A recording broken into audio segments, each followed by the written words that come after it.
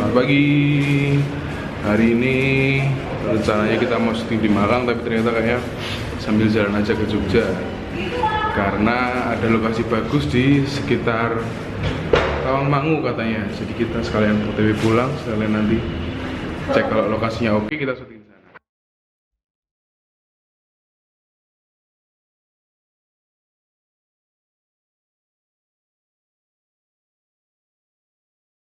Gimana? Saat itu sampai jam 4 Kenapa?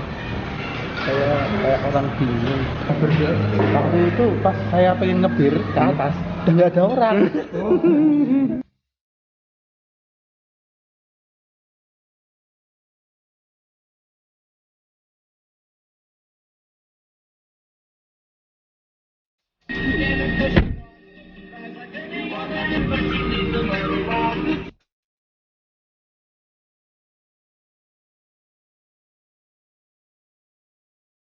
Gak jadi syuting berarti? Kita pindah aja, di rumah kan ada studio. Terus ini juga udah malam ya? Nanti dikira sombong kameranya lo live.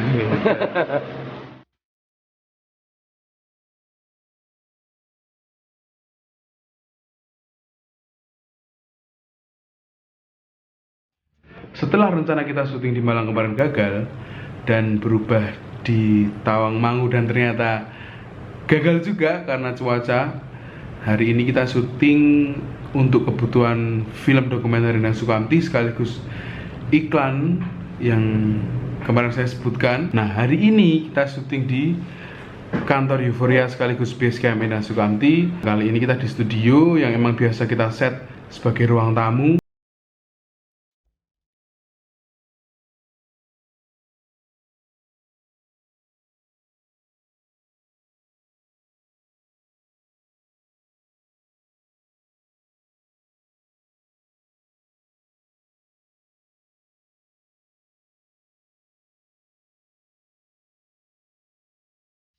Untuk membuat sebuah set interview seperti ini yang bisa kita pakai ada dua lampu LED semua, setara 1000 watt dan setara 2000 watt. Biasanya kita pakai itu sebagai main lightnya, key lightnya, dan ini hair light, backlightnya. Interview yang seperti ini, si orang yang diinterview akan menghadap ke kanan kamera.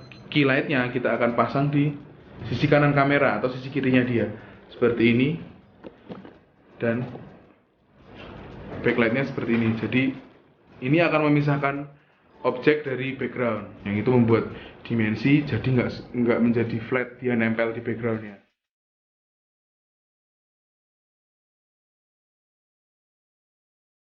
Nah, kalau backgroundnya sendiri sebenarnya roll up background biasa, dia kertas kayak karton, kayak Asturo. Dia emang beli paketan itu udah sama roll upnya yang di atas, isinya biasanya green sama white, tapi kalau kita beli ada yang red juga, ada yang blue, macam-macam warnanya sesuai kroma kebutuhan kita. Komposisi juga sangat perlu dalam sebuah video interview. Biasanya kita komposisinya bisa Dutch angle, center, atau rule of third. Nah, kali ini kita menggunakan komposisi rule of third, yaitu menempatkan objek pada sepertiga frame. Nah, mungkin ada tips juga dari Mas Deka untuk menjadi kameramen dalam sebuah sesi interview. Gimana Mas Deka?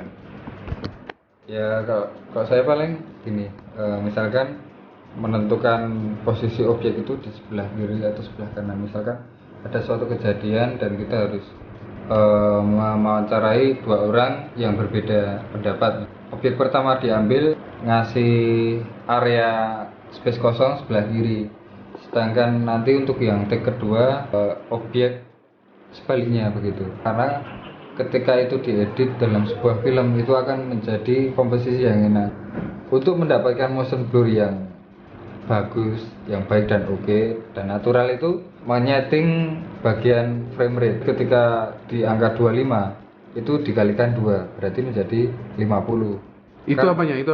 Itu shutter speed, misalkan di frame rate nya 25, terus shutter speed nya di angka 2000. Biasanya itu terjadi ketika siang hari ya, misalkan kita bukaan, kita diafragma 1,5. Nah, pasti shutter speed juga angkanya besar dan akan cepat. Contoh kasus misalkan ketika genjreng gitar, shutternya adalah 2000 jreng, gitarnya akan melengkung nggak jelas itu loh.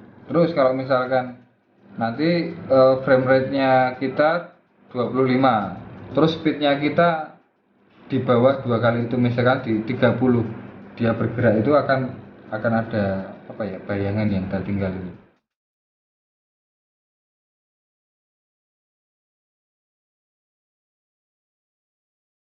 Ya intinya tuh kita mengkali duakan frame rate-nya. Misalkan di frame rate 25 ya kita di 50. Kita frame rate-nya 30 yaitu akan di angka 60. Misalkan frame rate-nya di angka 100 ya, ada ya? Ada. Di angka 100 ya udah. Itu di angka 200 masuk. Iya. Di angka 200 tapi juga menyesuaikan ISO dan lain-lainnya pun juga. Selain gambar,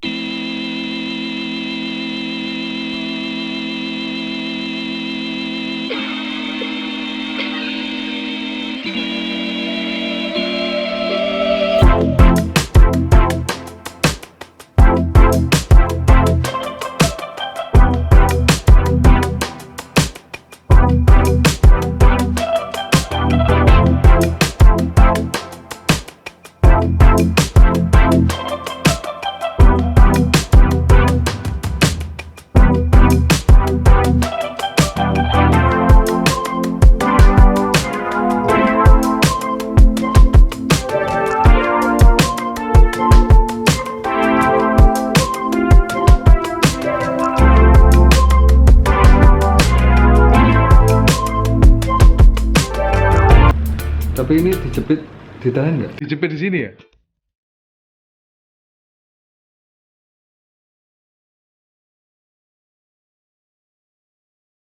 Nah, karena audio sangat penting, jadi ketika kita merekam sebuah interview, daripada kita mengambil resiko untuk kehilangan audio yang bagus, lebih baik kita memonitornya dengan headphone like this. Nah, kalau kamu tidak menggunakan kamera ya, dengan fasilitas headphone jack out, kamu bisa merekamnya secara terpisah. Jadi audio kamu rekam di sebuah sound recorder yang bisa kamu monitor. Jadi kalaupun emang dia suaranya jelek, bisa kamu ulang tanpa harus melalui post pro dulu.